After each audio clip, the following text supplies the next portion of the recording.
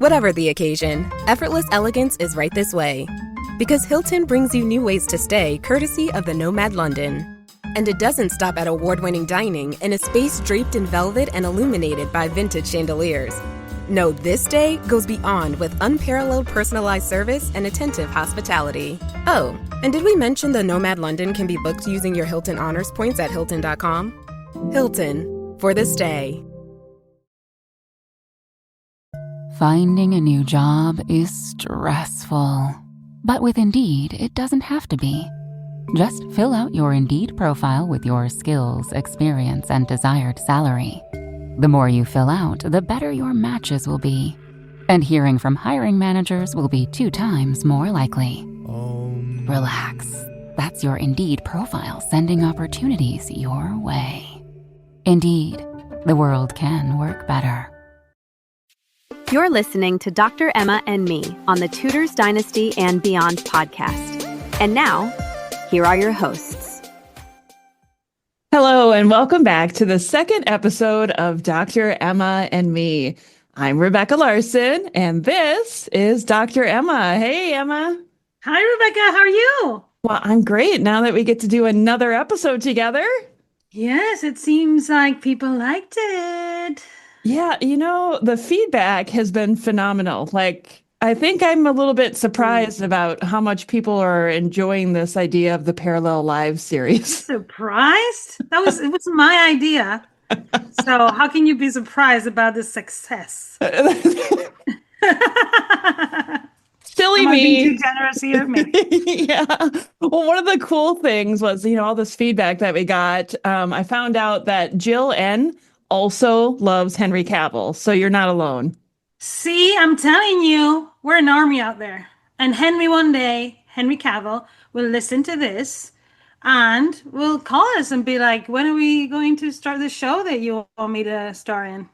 And he doesn't even need to change his name. You really think Henry Cavill's going to call us? And Henry, please call us. Please give us a call. Yeah, give us a call. I'm waiting.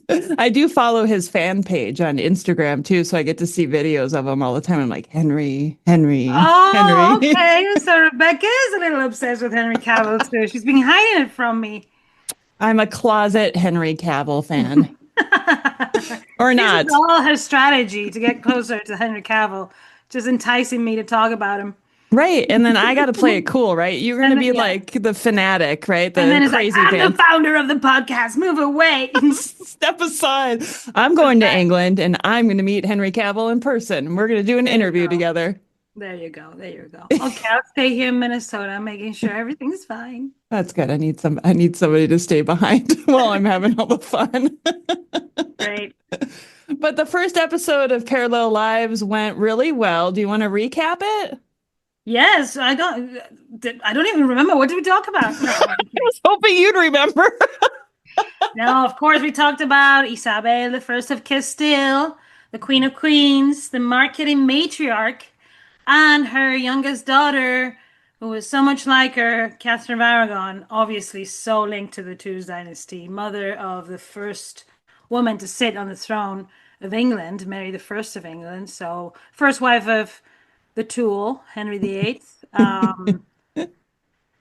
Slaying left and right. We talked about 1513 and her important role as regent, but we talked about so many things and so many things that are similar to her mother, so many things that were different. Very different. I want to insist on that idea that it's very different to be a ruling queen than a queen consort. Yes, definitely a big difference between the two.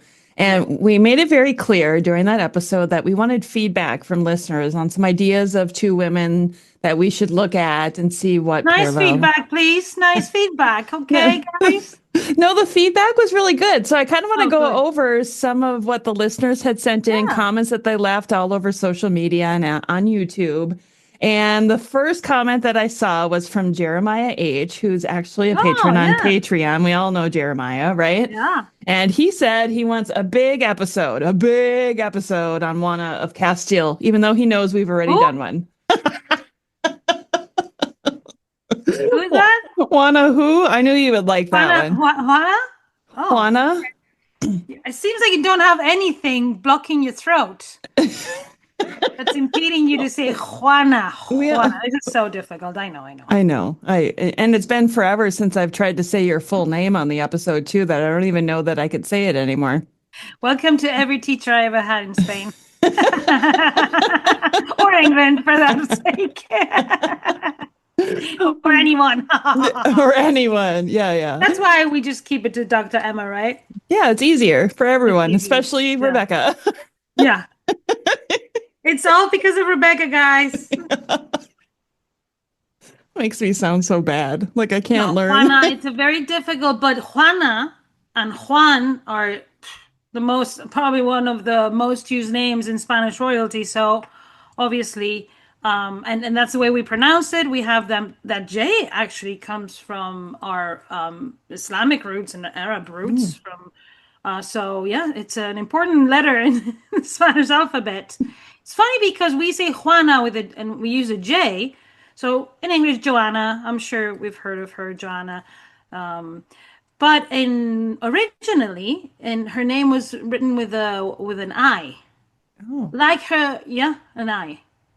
So Joanna, more like in the earlier format of it. So when you see eyes around in Castile, those represent Queen Juana the First of Castile, the third daughter of Isabel of Castile and Fernando of Aragon. So sister of Catherine of Aragon, older sister to Catherine of Aragon. Yeah.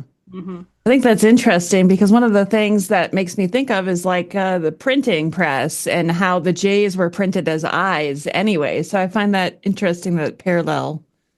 Well, yes, the parallels, yes. And like there's more connections in that time between nations and things, because also a lot of people are using Latin. So all these names get translated to their Latin forms. Elisabetta for Elizabeth. So Elizabeth I of England and Ireland shares a name with Isabel I of Castile. And when they write it in Latin, it's Elisabetta for both of them, right? Yeah. We change it.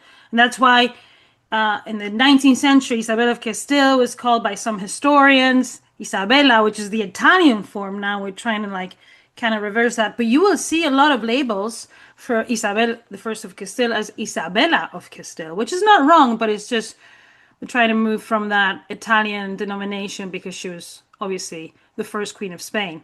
And her daughter was arguably the second queen of Spain because she succeeded Isabel when Isabel died in 1504. Okay, before we get too sidetracked, because this is what we tend to do, isn't it? Yeah. It's parallel lives, not single life of Juana of Castile. Singular lives. Singular lives. So we could do we're already, this is brainstorming, not just podcasting. That's right. It really is. Okay, so back to listener feedback. Okay. We got another suggestion from Lori D. Now, she suggests that we look at parallel lives between Margaret Tudor, the sister of Henry VIII, and her daughter, Margaret Douglas. Oh, I love a nice Scottish there. Yes. Yeah. There's Margaret, a lot of I know. I wouldn't. I don't know as much as about Margaret Douglas I would like to, but that's the great thing about parallel lives. Now I need to learn about her more. Yeah. I do know quite a bit about Margaret Tudor and her relationship to Catherine of Aragon. Also because there's a very good book by Michelle Beer comparing their two their queenships. That Catherine of Aragon and Margaret Tudor, because at one point there were the two queens in the British Isles, right? Yeah. And Margaret has a big role after that battle that we talked about, because she becomes regent and it's messy. Yes. Well, and Margaret Douglas's life was full of drama, and that's one I feel pretty confident talking about. So I think between the two of us, we probably could do an episode on that. So we'll see what happens there. Let me research a little bit, guys. Lori, let me research a little bit, but I think that's a great idea. I love it. We have more suggestions too. Douglas B., who follows us on social media, Douglas always comments, and I appreciate him so much. He wants us to compare the lives of Lady Jane Grey and Mary the First. And I found that really interesting because I was like, parallel lives between those two. I feel like I need to do some extra research on that one. Yeah, especially because one ended because of the other, Right? So, and then Mary said sorry. Actually, I think a lot of people may not know about this, that Mary was very, very reticent to sign off that sentence. But she thought she had no other choice and she had to do it. And the reality is that Lady Jane Grey had signed documents as queen. And that was considered high treason because when Mary declares herself Queen of England, she dates her queenship starting the day Edward died. So, I mean, it's very complex. It's very similar in many ways and respects, I think, to what Mary Queen of Scots and Elizabeth, the kind of a deal there, you know? Yeah. It's women have a very hard time to stay in power, to seize power. Now we see it differently because Elizabeth had that long reign, Elizabeth the First. Yeah. But back in the day, imagine Mary the First after all she'd been through to get to the crown, and then Lady Jane Grey is gonna come and take away her right. Not the granddaughter of Isabella the First of Castile. No way. Sorry, Lady Jane Grey. I feel for her. Yeah. I feel for that woman. How can you not? I feel for Mary having to sign that death sentence. It was all the men's fault, Yeah. It would have been tough. And jokes aside, it is a very interesting, yes. Yeah. And we can see how, from the beginning of their lives, Mary is destined to rule, really, or at least to rule in the absence of a male heir. And Lady Jane Grey is just put there at the point where, a certain group of people wants to keep in power, right? Yeah. Well, you know a lot about that, so. Yes. Okay, so the last listener suggested topic for Parallel Lives. Kimberly suggests that we look at Kimberly, your favorite. Yes, we know Kimberly too. She's also a patron over on Patreon and follows us and always has great feedback. She wants us to look at Isabella of Castile and Elizabeth of York. Oh yes, that's beautiful too. And I've thought of, and actually this was part of my research for my dissertation, for my PhD dissertation. Because there's so many, because the reason why I chose to study these parallel lives is because when I was studying at Catherine of Aragon's queenship, because there was such an absence of sources, I decided to go back to her predecessors, and obviously her mother's education in Castile was, and you have to do that. A no-brainer. But also Elizabeth of York, because she knows her by correspondence since she's born. And she also takes care of her in the distance while she's growing up. She does a lot of things for Catherine of Aragon, and Catherine of Aragon models her queenship a lot after her, and that's not been highlighted enough. So Kimberly pays good attention to what we do. Obviously. Yeah, she always does. I think that's a great one. And Elizabeth of York, maybe could have ruled and maybe should have ruled. Ooh, I think we're going to have some fun with that one. Well, now we got a list going. So if you're listening right now and you just thought of Parallel Lives. Episode 2. People are really sitting there going, can we get to episode 2 already? Why are you still talking about this? So let's move on because at least we know one of the people.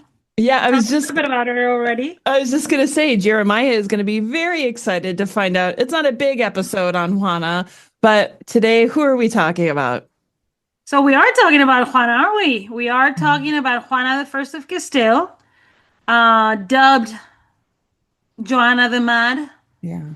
Like I said, third daughter of Isabel the First of Castile, Fernando the Second of Aragon, the first king and queen of Spain, founders of the Spanish monarchy. And really, she isn't born to rule, but ends up ruling because when you're a royal child, you're always born to rule because it can happen. And she does succeed her mother in 1504. On the other hand, I thought it would be a great idea to compare her life to someone who, because we did a ruling queen in the first one that was so successful, I thought in this time maybe more of an anti-hero, like Juana is. But then again, I wanted to convey that message that it's very different to be a ruling queen and a queen consort, but maybe not so much because when you're a woman in the 16th century, your luck is, even if you're in the elite, is very, very scarce, and your fate can be horrible. I thought we could compare it to Queen Anne Boleyn. Ooh, everybody's favorite. Everybody's favorite. Not my favorite. Everybody knows that. But I've learned so much about Anne Boleyn in the recent years. I'm doing an exhibition with her medal in the British Museum coming in a month. It's going to be opening. And I've learned to, it's like when I first came to the figure of Juana, and I was like, yeah, she does sound like she's mad. And then you deep dive, and it's more complex than that. And I think Anne Boleyn's story is more complex than she was a homewrecker. Like, she's been known for centuries, right? Yeah. So a very young woman under a lot of pressure by the tool, which is not good. Henry VIII was, he ruined the lives of many people around him. So I've learned that she's grown on me, to be honest. Yeah, she has made her mark on history. People have kept her alive throughout history because her story was so tragic. I can only say that if Anne Boleyn had not been executed, we probably wouldn't be talking about her so much today. Exactly. And maybe in that sense, that's why I wanted to compare it to Juana, because Juana has been one of the most famous Spanish queens of all time because of her tragic story, not precisely for being a good queen, right? For being the crazy queen, right? Yeah. She was imprisoned by her father, well, her husband and father, and was imprisoned for decades. Yeah. So these men sometimes just ruin these women's lives, and I think these are two good examples. They do have more parallels than it appears so on the first, when you first approach these two figures. They do have things that are very similar, and I think that contributed to their downfalls too. Yeah, I think so too. And before anybody makes a complaint toward me about saying we only talk about Anne Boleyn because she was executed and then makes a comparison with Catherine Howard being executed and how we don't talk as much about her, I think it's also, in addition to being executed, is that she was the mother of Elizabeth I. Had she not also been the mother of Elizabeth I, it would be a different story. Exactly. And precisely that. Thank you for taking away my last talking point, Rebecca. That was great. Sorry. Did I jump ahead? One time I prepare for a show, and Rebecca goes and rips it apart. No, it's only a joke. But yes, you're right. That happens to Juana too, because her son is Emperor Charles V, who we've talked so many times about. Born in the toilet? Yeah, born in the toilet. Who also, talking about parallel lives, we do have to do the guys once in a while. Charles V and Henry VIII are very good, because we all know Francis I and Henry VIII were basically the same person. One had the French accent and the other one had an English accent.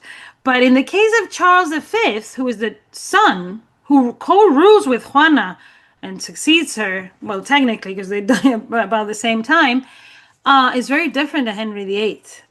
So I think it would be fun to do a parallel lives, the Emperor versus the King of England too. But yes, in that sense, I think Juana and Anne are very famous because they have very famous children. Yeah, definitely. I mean, that continues your legacy, doesn't it?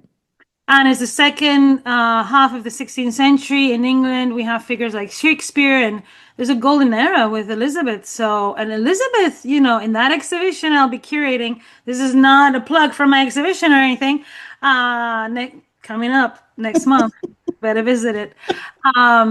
There is, it's focused on medals and portrait medals, but in these portrait medals, in the reverses, and there's a lot of symbology. Elizabeth I uses the phoenix that is linked to her mother in her medals. So I mean, she lives on through that legacy of Elizabeth I, of course, Anne Boleyn, and so does Juana, because she appears in the documents, even though she's imprisoned and she doesn't technically rule. She is mentioned in all the documents. She's in the coins. She's a presence, right? Yeah. She's a presence, and because she is what we call in Spanish reina propietaria, which is queen regnant in England. It's a bit different because in Spanish the literal translation would be the monarch who owns the crown, right? In Spanish, propietarias means ownership. But it's basically the same. It's a person who holds the right to rule. And Charles V only holds the right to rule Spain as Charles I of Spain because of his mother and rules with her, technically, even though she's imprisoned. So, in that sense, they have very famous children. And that was my last talking point. Let's start with the first one, Rebecca. How about that? Okay, before we get to that, though, I want to go back because I want to talk about the Phoenix thing. 'Cause I know off camera, we had talked a little bit about how in a previous episode with Sylvia Barber Soberton, she also had mentioned some of the research that she had done on Elizabeth, where Elizabeth uses the Phoenix. Precisely was in Sylvia's research that I found about this. And she ties it to a poem written where the Phoenix is compared to Anne Boleyn. And let's remind listeners what the Phoenix is known for. It's a mythical creature, it's not like a real bird or anything. But tied to, in the time of Elizabeth, sometimes they say from the Phoenicians and from the Arabs. Let's remember the Phoenicians were in Spain too. So it's definitely an exotic bird. It's mentioned in the sources from antiquity. And it's, known to be a bird that it's reborn from its own ashes. Yeah. So comparing, Anne Boleyn to the Phoenix is the way that starting in the 1570s, when Elizabeth knows that she's not going to have children, probably, well, she's assuming that, she's presenting herself as an eternal youth with things like a portraiture, but also with this Phoenix. So through her mother and her mother's symbol, she's presenting herself as an eternal monarch.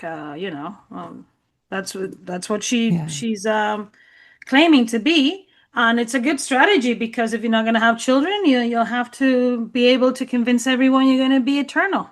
Yeah, that's so true. And here in my strange mind that I have, I'm going to totally nerd out and I'm such a dork. So I used to watch Charmed a lot. And if you guys aren't familiar with Charmed, it's this TV series from back in the late 90s, early 2000s. Shannon Doherty, Alyssa Milano, and Holly Marie Combs. Okay, they play these three sisters, right? They're witches and they're hunting demons or whatever. The point that I'm getting to is one of the demons that they would hunt was the Lazarus demon, who would also rise from its own ashes. I find that really interesting that both the Phoenix and this Lazarus, I can't even say it, demon. Anyway, I just thought that was interesting. Do you know anything about that? I wasn't that much into Charm, to be honest with you. I remember the show, but I don't know about this demon. I do know there's a lot of that. For example, in ancient Egyptian culture, there's also that rebirth of, especially with every year with the Nile, and so there's a lot of things in ancient Egypt tied to this phoenix. So the phoenix is also in their hieroglyphics and things like that.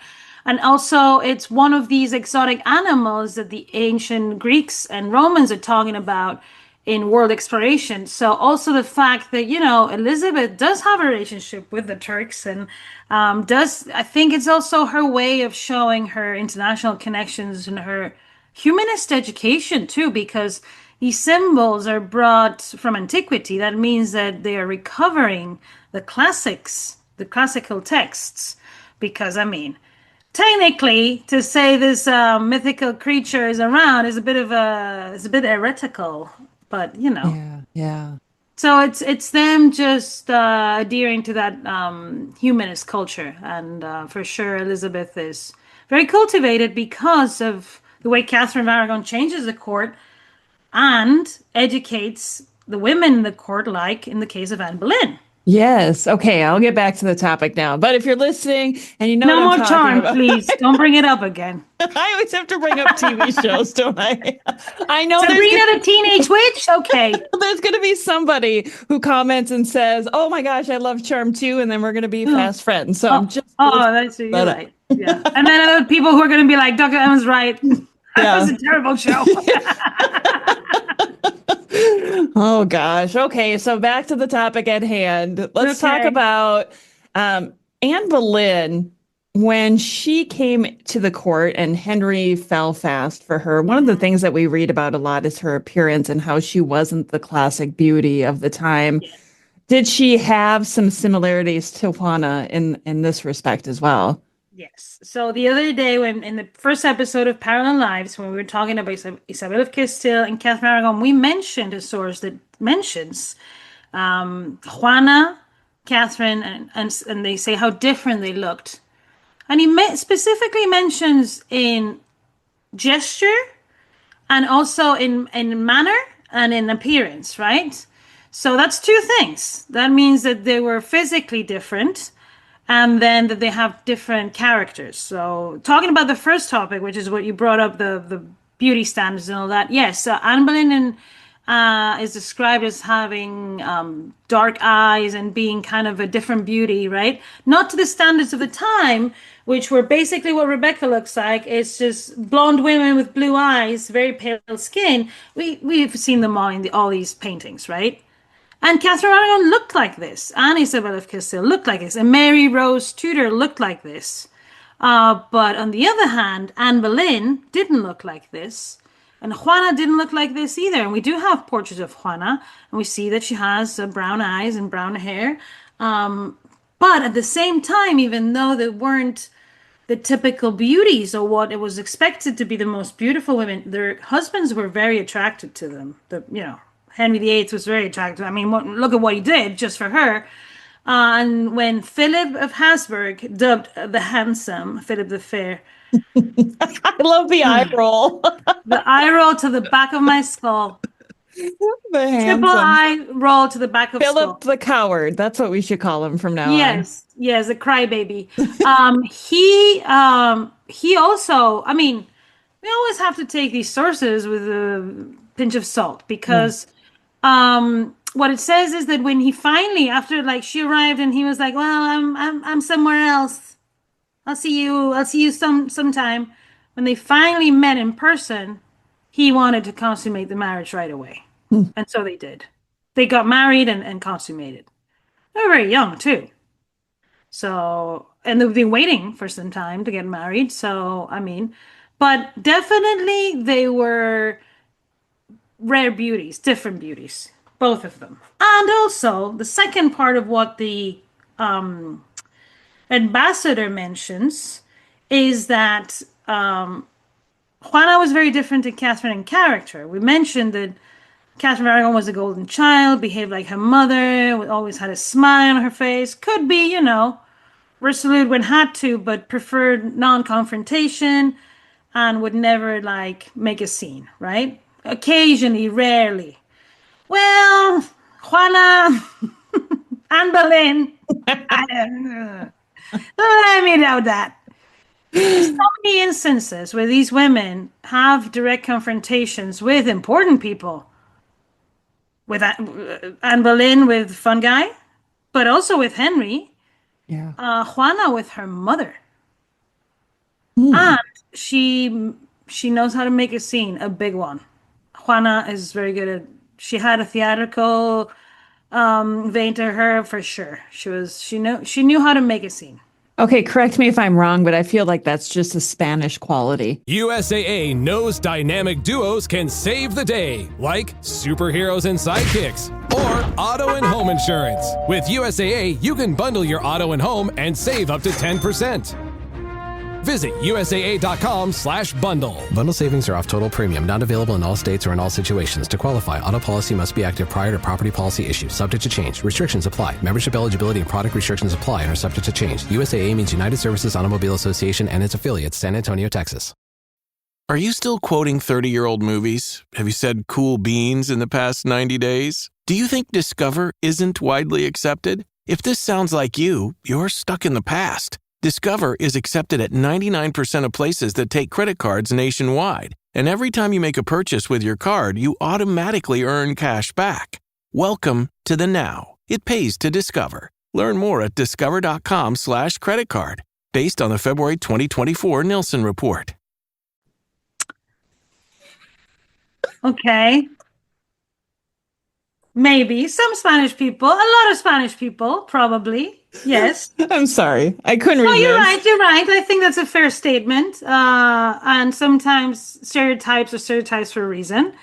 I could say not every Spanish person is like that, but definitely a large majority. No, a lot of people, including me. Just like every Minnesotan isn't always the Minnesota nice. No, passive aggressiveness is part of Minnesota nice too. Yes, not everybody, not all the time, but when you feel it, it's like a dart to the heart. It is. But I would say that, for example, Minnesota is non-confrontational. They don't like a confrontation. Whereas I think one of the things that maybe we've inherited from that time, Spanish people, I don't know, but Juana of Castile had this character, direct people, and if you have an issue, you just you bring it up. Yeah. And want an answer right away. Why? I love this comparison of Anne Boleyn and Juana because I think there are so many similarities in their lives. And until you sent me some of the bullet points on these similarities, I didn't see them.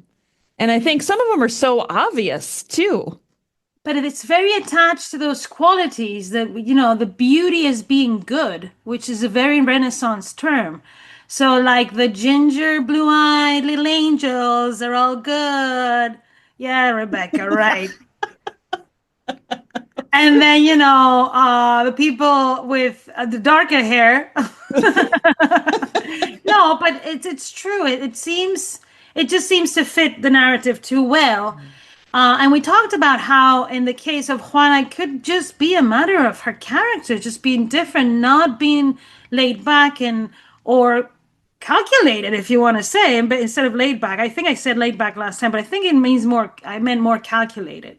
Because, and I can relate to Juana and Anne Boleyn, like I said, if something is said in front of me and it's not true or it's unfair or whatever, I will speak up. And even if you were a queen in the 60s, if you chose the wrong time, if you would ridicule your husband in front of people, and let's remember Juana was the queen and Philip of the handsome, the coward, the coward was king because he was married to her. Yeah, he knew that, and just these women had been empowered to speak their minds, Imagine Juana just and Philip, he had his affairs and things, and Juana would not tolerate that, like other women would just turn a blind eye.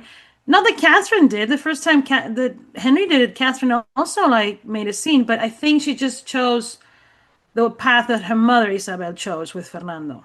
And I think Juana was very much probably like her father or like Henry VIII. But in a woman, like we said last episode, it's not taken the same way. Yeah. So, I mean, Philip and Juana had an abusive relationship, and he started saying that she was crazy. Oh, surprise, surprise. The handsome man says the lady's crazy. Yeah. The intelligent lady, of course, is crazy. The smart lady that speaks her mind and is going to be Queen of Castile. Yeah.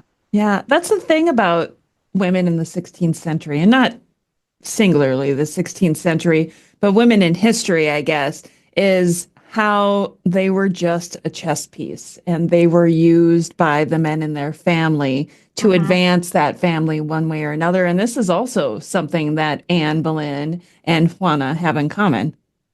Yes, and I want to mention in that sense when they always say, well, Thomas Boleyn sent on to Margaret of Austria and then Queen Claudia. Yeah, Thomas Boleyn was a diplomat working for Henry VIII and Catherine of Aragon. So when his daughters are sent with Mary Rose Tudor to the court of Margaret of Austria or then to France first with Henry Cavill. I mean, with Charles Brandon. There it is. There it is. There it is. That's on the orders of the king and queen. And the queen is the Spanish ambassadress dealing with also the imperial affairs. So she's the one who sends Mary and Anne to Margaret of Austria or to Queen Claude. It's with Catherine of Aragon that Queen Claude corresponds. It's Queen Claude who sends portraits of the Dauphin to Catherine of Aragon. And I'm sure who told her all about the things that Anne and Mary, Anne Boleyn's sister, were learning there. Because another thing that Juana and Anne have in common is that they're not their first children, right? Mm-hmm. We know that Mary was older than Anne. And because we don't know... Well, we think so, right? It's always questionable. She was because she's always in the service first. It's more with her brother, right? George, we're not sure because he's born in 1504, but since we don't know the exact date of the birth of Anne Boleyn, and in that sense, I want to say, all these people looking for the date of birth of Anne Boleyn left and right, and then there's so many sources in Spain that have not been used that mention Anne Boleyn. I'm sure they could have dates of birth and things like that. But you have to learn Spanish to check these sources. Well, we know that will not happen for me. Well, I don't think it happens for a lot of Tudor historians, and that's such a shame. But there's also collaborative work. There's a lot of graduate students in Spain that would love to work with historians. So I encourage Tudor historians to think outside the box when they're trying to solve these dilemmas, like when was Anne Boleyn born? Because I know there's many sources in Simancas, there's many sources in the Biblioteca Nacional in Madrid, and in several archives that mention Anne Boleyn. Chronicles, this, that, the other, from the time. Yeah. So, I think it's so important. We talk about this all the time on the show, how important it is to look at all of the sources from the time, not just to stick in one country, because it's imperative to know what these other countries were thinking or saying or exactly. And not just France and Italy and the Netherlands, Spain too. Come on. Yeah. It's easy. It's not that difficult. There's a lot of people in Spain willing to collaborate. So they're so underused, these archives in Spain for all these Tudor big dilemmas that maybe could be solved this way. Yeah, most definitely. I wouldn't be surprised if it mentions it. Because it could. Several chronicles of Henry VIII written in Spanish. Yes, those chronicles of Henry VIII, by the way. I have read them for my Thomas Seymour research, and some of it is a little questionable. So the first thing to know is you're reading off a translation that David Hume made of one of those manuscripts. Okay. So that's all I'll say. That's how much the Tudor historians have delved into those the Chronicle of Henry VIII written in Spanish. They've read off a translation someone made in the 19th century into English. Right. Wow, that's a great achievement. Well, we also recently talked about the British History Online as well, and how most of that was translated during the Victorian era as well. Exactly. Yeah, I use it. So I'm not saying you shouldn't use the Hume's translation, but if you're that invested in knowing Anne Boleyn's date of birth, you need to delve deeper. That's what I'm saying. I use the Calendar State Papers. I use the Letters and Papers of Henry VIII. I use all of these sources because I don't have time to go through every single document. I am not in London, and it's difficult. But if there's a document that I find I go to the original source. That's a must. And in this case, if you are studying something like the marriage of Henry VIII and Anne Boleyn, that's when that Spanish Chronicle starts. Yeah. And there's several manuscripts, not just one. We always get off topic a little bit, don't we? But it mentions Anne Boleyn. Yeah. So, and at this point, when Anne Boleyn, let's think about this. When Anne Boleyn is being crowned in London on the 1st of June, 1533, Juana is still imprisoned. Oh my gosh. So she outlives Anne Boleyn, even though well, we don't know because we don't know when Anne Boleyn was born. But let's say, what do you believe is do you think it's 1501? I honestly have no opinion on it whatsoever. I guess if anything, it would make more sense for it to be 1507 age-wise, as far as Henry VIII and wanting a child.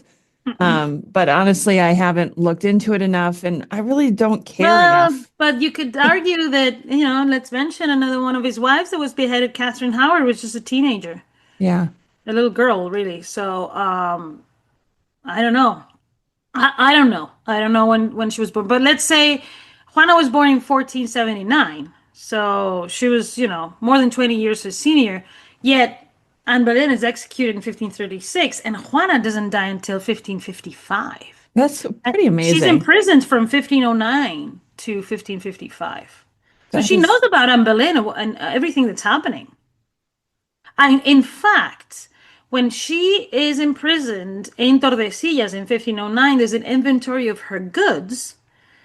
And she takes to Tordesillas at least 4 pictures of the Princess of Wales. So of her sister, Catherine of Aragon. Interesting. And she takes another piece that it's like an altar piece that has the coat of arms of England, as well as the coat of arms of Burgundy. And those pieces and those portraits were given to her when she visited the Tudor court in 1506. So Anne Boleyn was only a child, or wasn't even born. Right. But Juana was in England at least twice. And then they kind of cross paths a little bit, because then Anne Boleyn goes to Margaret of Austria. Juana lived in Flanders for many years. So they were kind of like crossing each other's paths at some points. But at the time that Anne Boleyn becomes prominent, Juana's just been imprisoned for years now. But she has news of the things going on in the world. She's visited by people.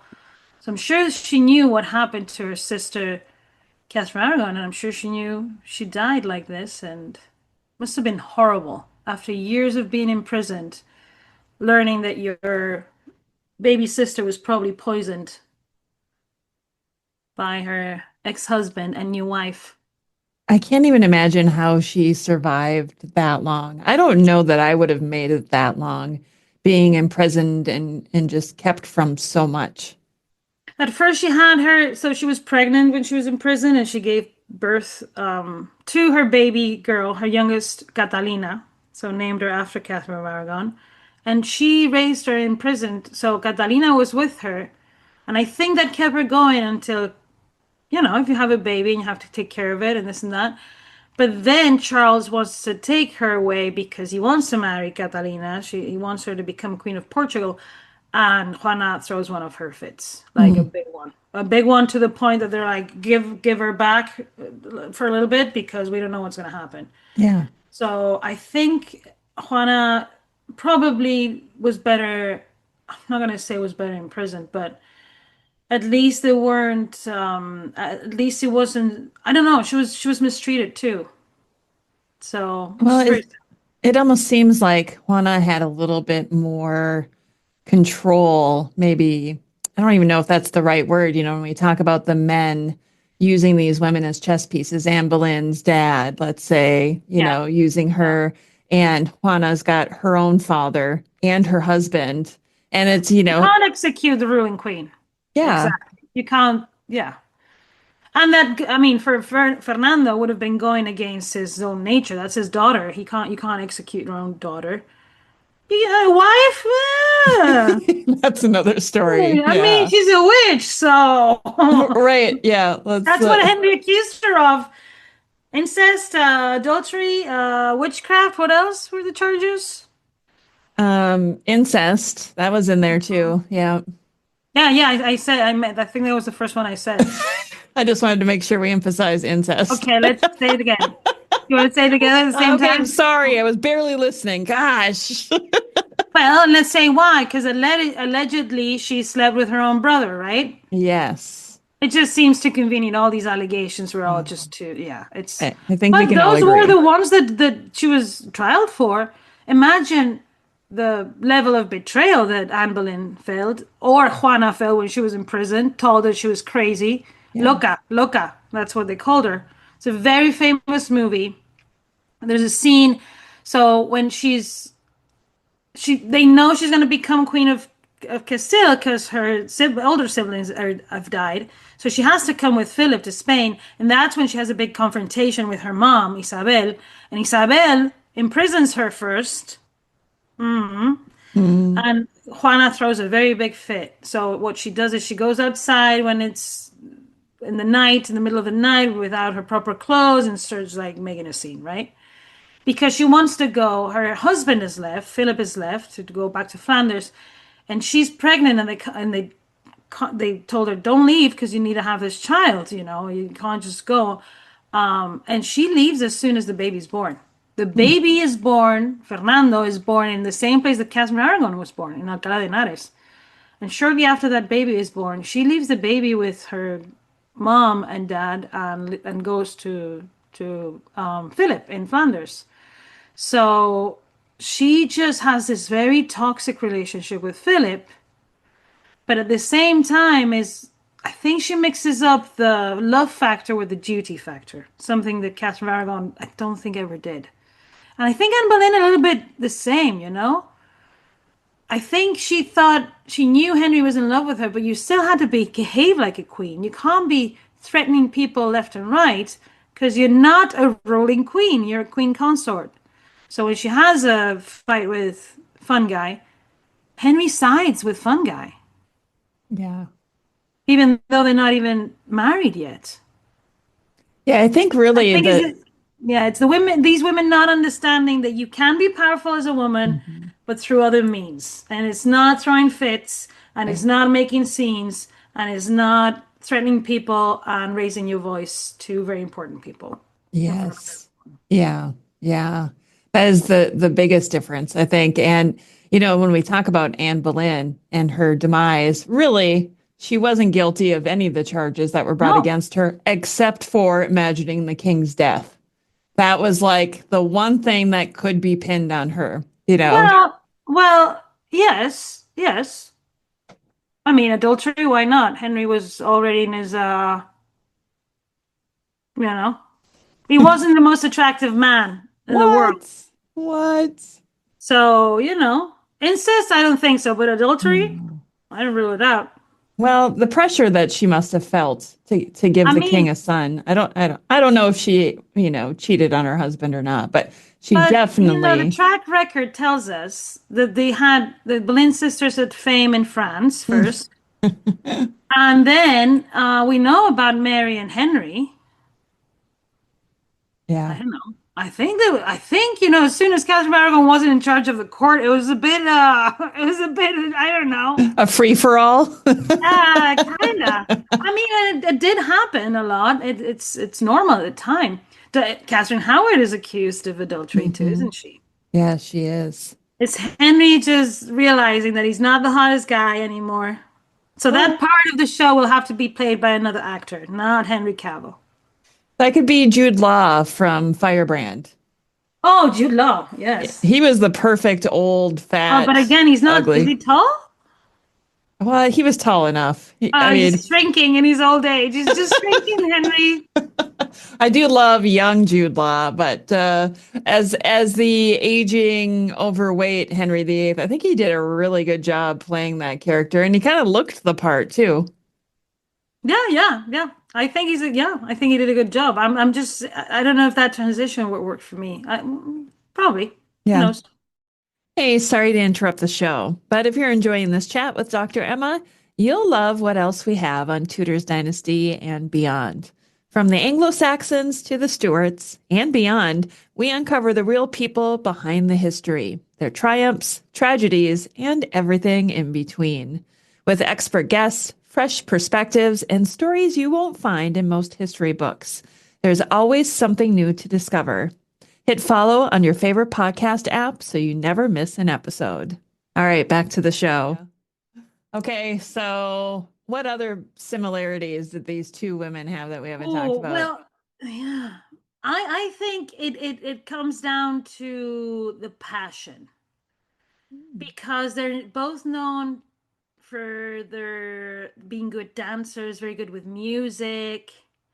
So, for example, there's a very curious manuscript of music for Anne Boleyn in the College of Music in London, where in the music there are illuminations, and there is in one of them her falcon is pecking a pomegranate. Oh, oh, that's like fighting words in imagery. And let's remind listeners that the pomegranate was a symbol of Catherine of Aragon in England, not used by anyone until her. Yes, used by her daughter, who brings it back. So Elizabeth and Mary, that would be, and I'm sure we'll do Mary the First and Elizabeth the First parallel lives, but Yeah. the symbols of their mothers become, see again, the phoenix, the Yeah. pomegranate, this and that. And they're using these symbols because they're proud of their moms, as they should be, you know? I think it's because a little bit of justice for them in relation to the relationship to Henry and how unfair. And in that sense, Catherine of Aragon and Anne Boleyn are very similar. They were both very unjustly treated by Henry VIII.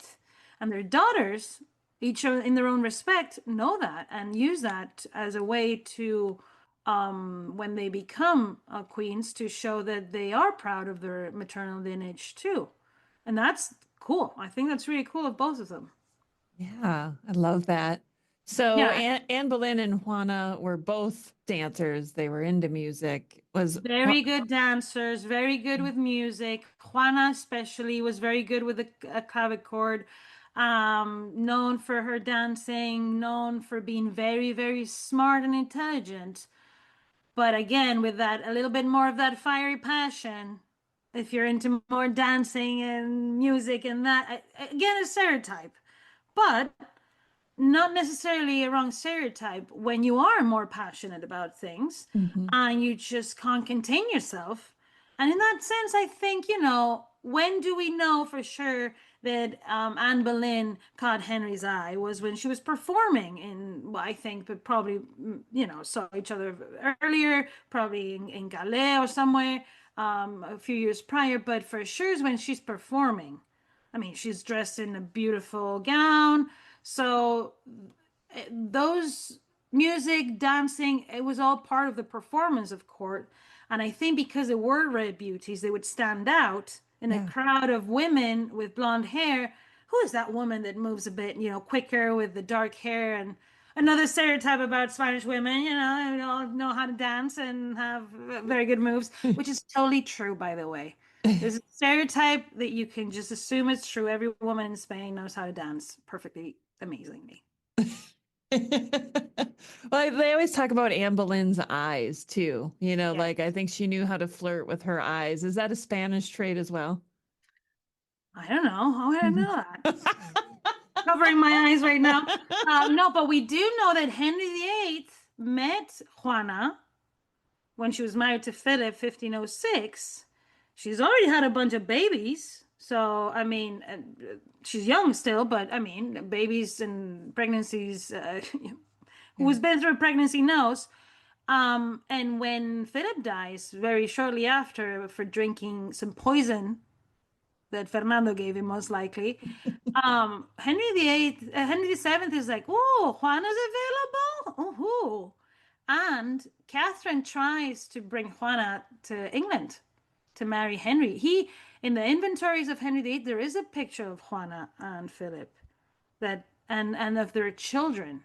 Oh. So when they came in 1506, they left pictures. I'm sure Henry VII was like, I like this one with this dark hair, this half smile. When she came, I don't think she was crazy. So Catherine tried it, but Fernando was like, no way. I'm going to leave the ruling queen, allegedly, leave Spain so the King of England can marry her and claim the throne of Castile. Yeah. She's better off imprisoned. So that never came to fruition. But Catherine tried very hard I think it was a way for her to bring her probably to England to be with her and take care of her. She probably thought, if she's here with me, we can figure it out what's going through her mind or whatever.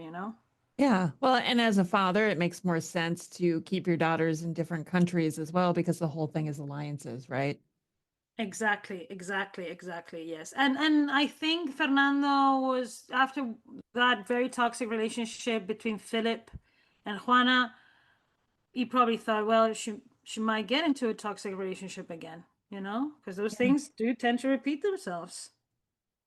And Henry VII wasn't the nicest guy, apparently, and he was an aging monarch, and so, yeah, but it would have been very complicated because Juana already had Charles V, and it was not Charles V at the time, but you know what I mean. It was complex. It gets complex when people have baggage and 6 children. And that's a parallel with today's world, right? It is. It really is. And on the other hand, with Anne Boleyn, I think the thing is that the passion was just different because as soon as she manifests this passion and is like no and speaks up in that, she doesn't have the backup that Juana has. Well, the backup to go imprisoned, but so she is disposable for Henry. Yeah. Sorry to say, and that's very sad. And I feel for her, and I feel for her little daughter who grew up without a mom, and that no wonder Elizabeth I had tough skin because she had to. Yeah. That's the biggest thing about the parallel lives between these two women is the legacy that they each left behind. Because, like you said, Anne Boleyn had Elizabeth I. What a great legacy to leave behind. Gloriana, right? And then we have Juana, who had multiple children, but of course, the one that comes to mind first is always Charles V. Well, all her children were. Her other son was an emperor. That Fernando that I told you that was born in Spain, and he succeeded Charles V as Holy Roman Emperor. So Juana's children were queens and emperors. That's her legacy, and in that sense, because she had so many children, 2 were boys. She was a successful queen in her own time because of that. So she's the matriarch of that, big relationship that the Habsburgs, the 2 sides of the Habsburgs, the ones in Vienna from then on, and the ones in Madrid, the dynasty that substitutes the Trastamaras or Trastamaras, as some people like to say. McCrispy strips are now at McDonald's. I hope you're ready for the most dippable chicken in McDonald's history. Dip it in all the sauces. Dip it in that hot sauce in your bag. Dip it in your McFlurry. Your dip is your business. McCrispy strips at McDonald's. This episode is brought to you by San Pellegrino. A meal isn't just about what's on your plate. It's about what you bring to the table. San Pellegrino believes the table is where the best of life happens. That's what makes gathering around it so rich and rewarding. And with their unique sparkling natural mineral water, San Pellegrino brings its best so you could bring yours. I feel like you're making fun of me. Sure. It's got an accent in Spanish. When we have an accent, it means the stress is in that syllable. Trastamara. Muy bien, Rebeca. Ahora este es un podcast en español. Sehr gut. I just said, no, this is a podcast in Spanish. One day, people. Un día. You can speak in Spanish. I'll reply in the little German. I still remember. That is the last time she ever came to the podcast. Well, this has been a lot of fun comparing these two women. Have we missed anything? What do you think was your biggest surprise? Because I think I've covered all my talking points, but has anything really surprised you? I don't know that anything really surprised me. I guess maybe their appearance. I think I always imagined Juana as being beautiful. Well, that's the thing. I think they were both beautiful. I mean, I've been researching Anne Boleyn a lot. You guys know that now. Mm-hmm. And my exhibition coming up next month. There is a sketch by Holbein in the British Museum, very similar to that, The Most Happy Medal. That is the only image that we do know. And I put this in social media before, where Holbein could have included the word Anna on the bodice of the sketch I'm talking about. Right? that's a beautiful woman to me. The same way when I see Juana's portraits, I see a beautiful woman. It's just the standard of the time was very constrained.